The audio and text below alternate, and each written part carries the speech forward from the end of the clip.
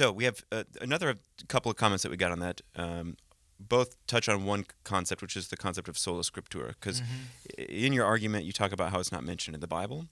And so one of these people, one of the commenters says, starting an argument saying that it's not mentioned in the Bible doesn't mean we shouldn't practice it.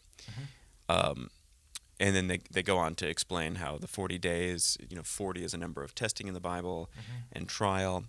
But basically they come back to saying it's not in the Bible is an overstatement because, again, sure, the words Lent are not in the Bible, but they're seeing the typology or they're seeing the the number of testing, and they're just saying, okay, well, this is a tradition that draws on biblical concepts and has a good biblical outcome. So can you talk a little bit to that concept of sola scriptura and just answering their question there? Yeah, so generally in that video, my point with saying that you don't find Lent in the Bible is basically to say there are a lot of things in the Bible you do find that people leave undone or unpracticed. So personally, I keep the holy days. So there's a Day of Atonement where God says to his people, you're going to set this aside as a day of fasting, a day to afflict your souls.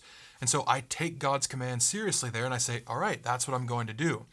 My point wasn't to say that you can only ever do the things outlined in the Bible. I mean, I have eggs for breakfast. The Bible doesn't say, well, make sure you have eggs for breakfast every day. So it's not about that.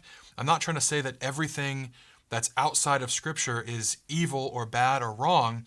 I'm trying to say, when you're considering what does God want from me, what is God's desire, what is his command to me, I would start with the Bible, and once you've done that, then see is there stuff outside of that I might want to take part in, and does it line up with Scripture? So it's more about your starting place than about saying that's the starting place and capstone of all you can perform in your life.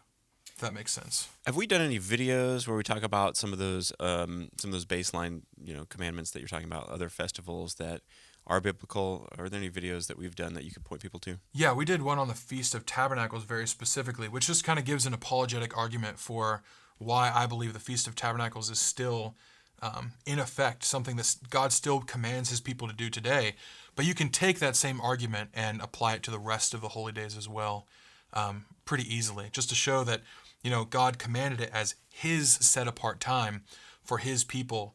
And then even in the future, I mean, Jesus kept these days, but also in the future, there's prophecy about all the nations coming together to celebrate some of these holy days. So we do have a video on that. We'll link it in the comments or in the description, I assume.